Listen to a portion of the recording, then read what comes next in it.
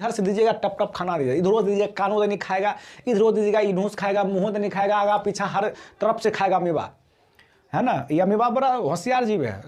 हाय सभी, कैसे हैं? तो देखिए आज जो है केमिस्ट्री का क्लास मैं इससे पहले दे चुका हूं और आज ये बायोलॉजी का क्लास है।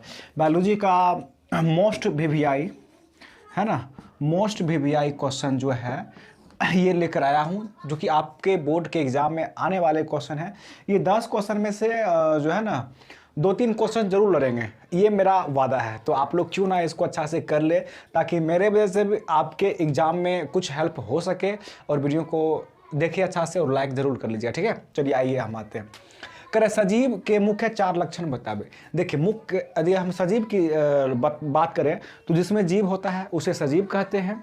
और सजीव के 4 मुख्य लक्षण: श्वसन करता है, पोषण करता है, वृद्धि करता है, उत्सर्जन करता है, प्रजनन करता है। ढेर सारा मतलब आप लिख सकते हैं ना, श्वसन, पोषण, वृद्धि, उत्सर्जन, प्रजनन, ढेर सारा आप लिख सकते हैं। तो ठीक है, आप लोग जो है कॉपी निकाल के रखिएगा और हम जो भी क्वेश्चन करते हैं उसको अच्छा समझिएगा, उसको नोट करते जाइएगा, ठीक है, पॉज वीडियो को करके।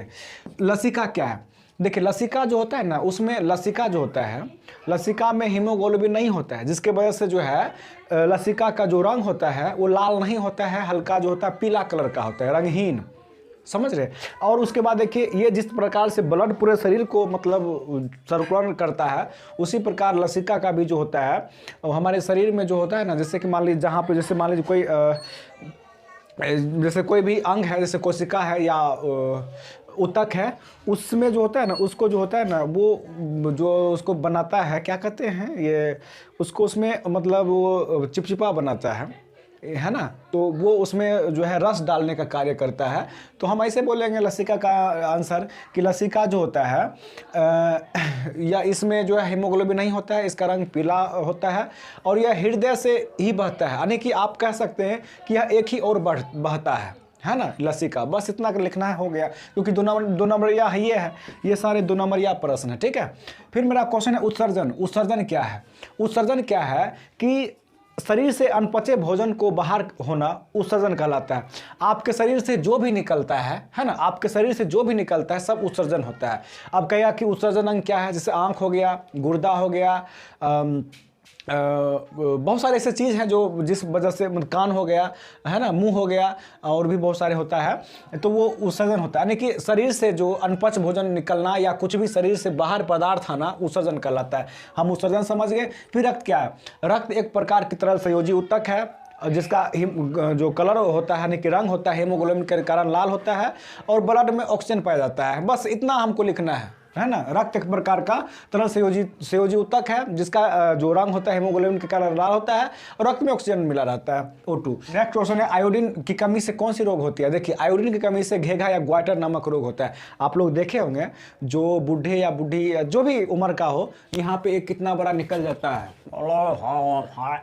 ना, ये होता है। तो ये ठीक है। अगला क्वेश्चन है मेरा, प्रकाश संश्लेषण क्या है? हाँ, तो आयोडीन की कमी से कौन सी रोग होती है? घेघा या ग्वाइटर, ठीक। अब कह रहा है प्रकाश संश्लेषण क्या है? देखिए प्रकाश संश्लेषण यानी कि जिसके द्वारा, जिस विधि द्वारा, जिस प्रक्रिया द्वारा पेड़ पौधे अपना भोजन बनाता है तो उसे प्रकाश संश्लेषण कहते हैं। जिस प्रक्रिया या जिस विधि द्वारा पेड़ पौधा अपना भोजन बनाते हैं तो उसे क्या कहते हैं? प्रकाश संश्लेषण कहते हैं। फिर है वाष्पोत्सर्जन क्या है? वाष्पोत्सर्जन का मतलब क्या होता है? पौधा जो होता है ये मिट्टी के अंदर से पानी प्राप्त करता है ना, जब पानी प्राप्त करता है तो वो जो होता है उसका पानी जो पत्ती के माध्यम से या जिस माध्यम से वो पत्ता के माध्यम, मतलब जिस माध्यम से वो जो है पानी, उसका पेड़ पौधे का पानी वाष्प के रूप में आकर वो जो होता है वो मतलब निकल जाता है, तो उसी को क्या कहते हैं? वाष्पोत्सर्जन। यानी कि पौधे का जो है पानी वाष्प के रूप में निकलना ही वाष्पोत्सर्जन कहलाता है। समझ गए? कोई दिक्कत की बात नहीं।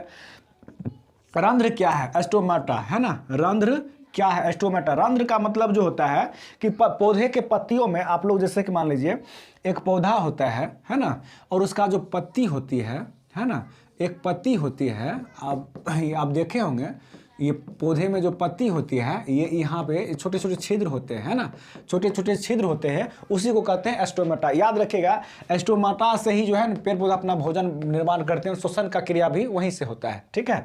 अगला क्वेश्चन है कि परपोषी जीव क्या है? परपोषी माने कि अपना भोजन के लिए दूसरे जीव पर निर्भर रहना, है ना। परपोषी जैसे कि मनुष्य आता है, बहुत सारे जीव जंतु आता है, सब परपोषीय है, ठीक है। और कहते हैं अमीबा क्या है? अमीबा एक सरल प्राणी संपोषी है ना। अमीबा एक सरल प्राणी संपोषी, यानी कि अमीबा एक सरल प्राणी एक कोशिकीय क्या जीव है ना। अमीबा एक सरल प्राणी एक कोशिकीय जीव है जिसका भोजन कुटपाद होता है ना। और अमीबा में कोई मुंह नहीं होता है, जिधर से दीजिएगा टप टप खाना दीजिएगा, इधरों से दीजिएगा कानों देनी खाएगा, इधरों दीजिएगा इनूस खाएगा, मुंहों देनी खाएगा, आगा पीछा हर तरफ से खाएगा अमीबा, है ना। ये अमीबा बड़ा होशियार जीव है, समझ के। ये कहीं से भी खाना इधरों दीजिएगा ना, इधरों दीजिएगा टपाटप खाना स्टार्ट करेगा, इधरों दीजिएगा टप टप टप टप खाना स्टार्ट, इधरों दीजिएगा टपाटप खाना स्टार्ट, कन्हू से खाएगा। और अमीबा में जो कि जो द्विखंडन मतलब प्रजनन होता है ना। द्विखंडन मतलब क्रिया द्वारा इसमें जनन होता है। जैसे कि मान लीजिए ये कोई अमीबा है ना, ये अमीबा है।